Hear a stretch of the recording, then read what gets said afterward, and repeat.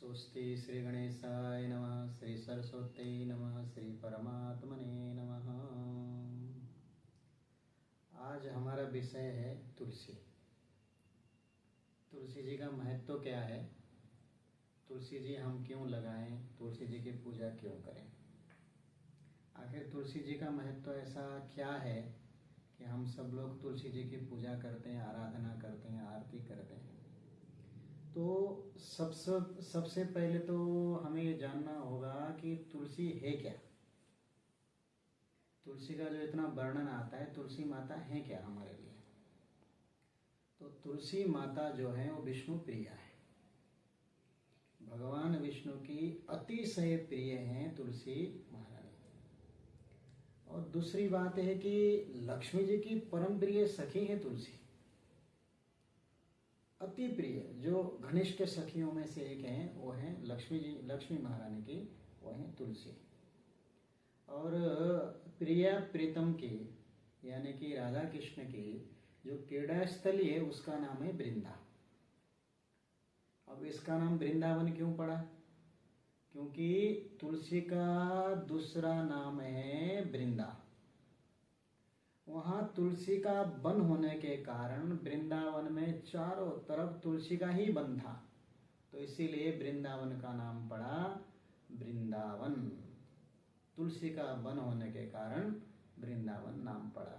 और हमारे श्याम सुंदर और राधा रानी को अति प्रिय है वृंदावन, यानी कि तुलसी का वन।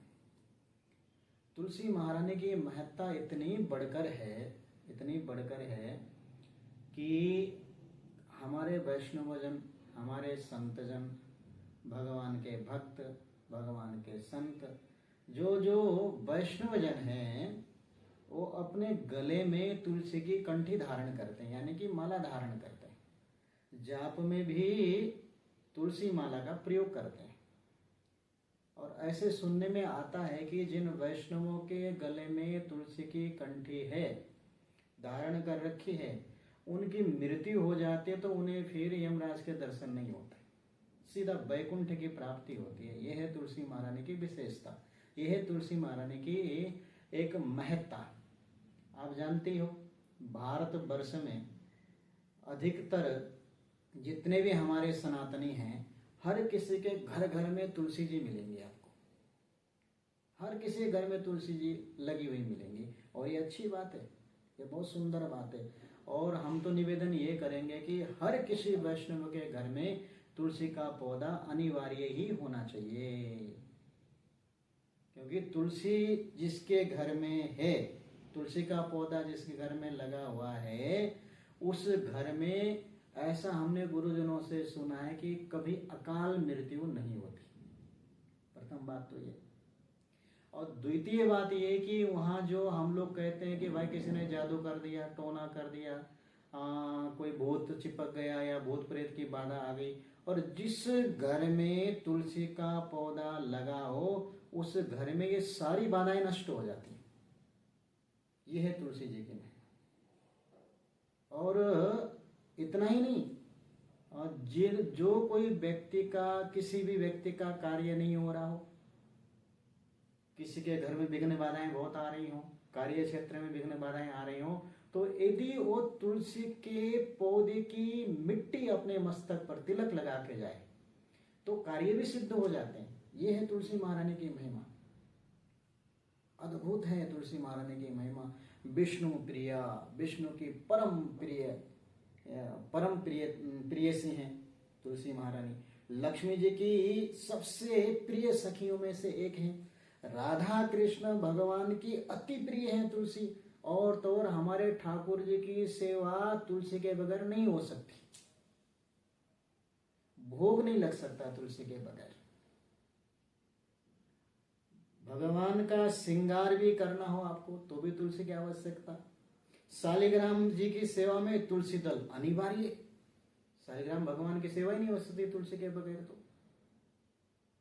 जब शालिग्राम भगवान को स्नान कराया जाता है, तिलक इत्यादि हो जाता है, तो जब तक तुलसी महारानी उनके ऊपर न चढ़ाई जाए, उनको समर्पित ना की जाए, तब तक शालिग्राम भगवान की पूजा भी पूर्ण नहीं मानी जाती।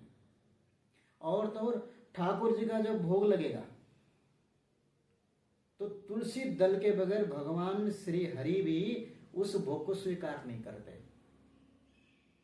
तो भगवान भोग भी कब लगाएंगे? जब तुलसी दल होगा। और तो और कि ऐसा हमने सुना है गुरुजनों से कि जिस वैष्णवों के गले में कंठी है, कंठी धारण कर रखी है और वो स्नान करता है, तो जो कंठी माला में स्पर्श होकर के जो जल नीचे आता है गंगा जल के समान पवित्र हो जाता है, गंगा स्नान की तरह माना जाता है, उसका शरीर परम पवित्र हो जाता है कंठी को स्पर्श करते ही जल का। इतनी महत्ता है तुलसी महारानी की। और तो आयुर्वेद भी कहता है कि भाई तुलसी में औषधीय गुण कूट कूट के भरे पड़े हैं।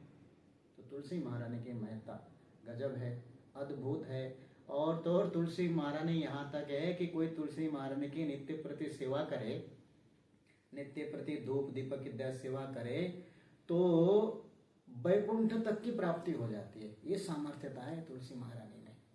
बोलिए तुलसी महारानी की जय।